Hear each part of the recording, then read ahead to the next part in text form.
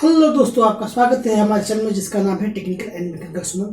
तो दोस्तों, पिछले कई वीडियो में मैंने आपको बताया था कि अगर आप कंपटीशन में है और कंपटीशन बढ़ गया है तो आपको क्या करना चाहिए। आप चाहें तो पिछले वीडियो देख सकते हैं। इस वीडियो में मैं आपको ये बताऊंगा कि अगर आप फैन का काम स्टार्ट करते हैं और आपके सामने ये कंप्लेन आती है कि मेरा जैसे ये फैन है, ये फैन स्लो चल रहा है, तो दोस्तों आप क्या करेंगे। नए हैं तो चार चीज आपको देखना है कि फैन स्लो होने की क्या कारण है। सबसे पहले आप उनसे ये पूछ सकते हैं कि उनके पास स्टेबलाइजर है या नहीं है। अगर स्टेबलाइजर है तो ठीक है, क्योंकि स्टेबलाइजर जब होगा तो आपको 200 से 250 वोल्ट मिलेगा, यानी कि वोल्टेज परफेक्ट है। अगर स्टेबलाइजर नहीं है तो हो सकता है कि उनके यहाँ वोल्टेज कम आता हो, जो लगभग 150-160 वोल्ट आता हो, जिससे फैन कम चलेगा ही, क्योंकि वोल्ट कम मिलेगी तो फैन कम चलेगा।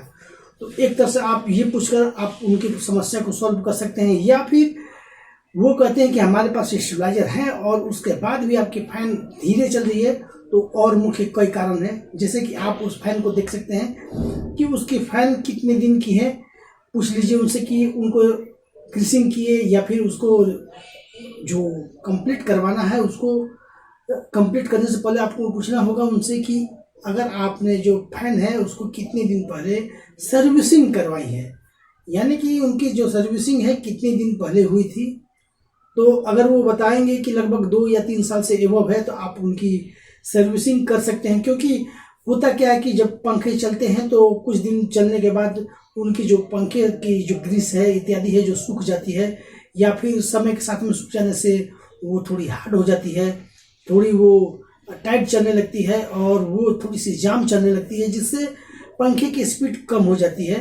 तो आप उसको चेक कर सकते हैं। आप उसके फैन को सिर्फ इस तरह हल्के से हाथ से घुमाइएगा और इस तरह फ्री चलेगी तो ठीक है, और रुक रुक के चलेगी या अटक अटक कर चलेगी तो समझ जाइएगा कि जो फैन है उसकी ग्रीसिंग सूखी हुई है। तो आप ऐसा कर सकते हैं कि उसकी ग्रीसिंग को आप जो है नए लेकर उसको पंखे को ग्रीसिंग कर सकते हैं।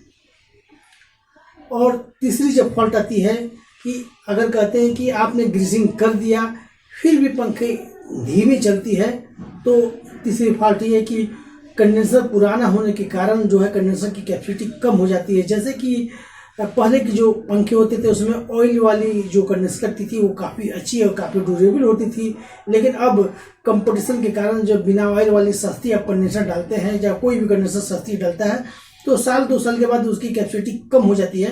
तो आप ऐसा कर सकते हैं कि आप उसमें उसी कैपेसिटी की या फिर उससे कुछ अधिक कैपेसिटी की कंडेंसर डाल सकते हैं, जिससे आपकी फैन ठीक हो जाएगी।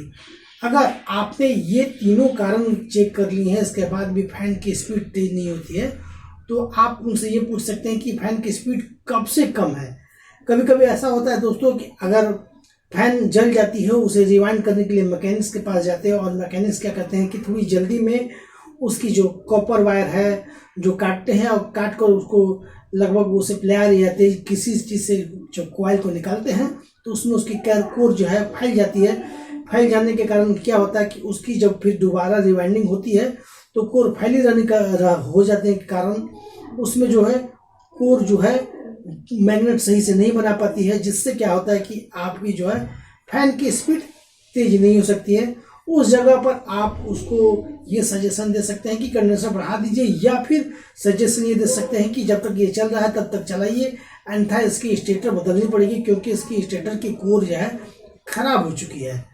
ये 3-4 कारण है जो मुख्य हैं, जिससे आप नए काम अगर पंखे के स्टार्ट करने वाले हैं तो आप इस तरह इसको सॉल्व कर सकते हैं।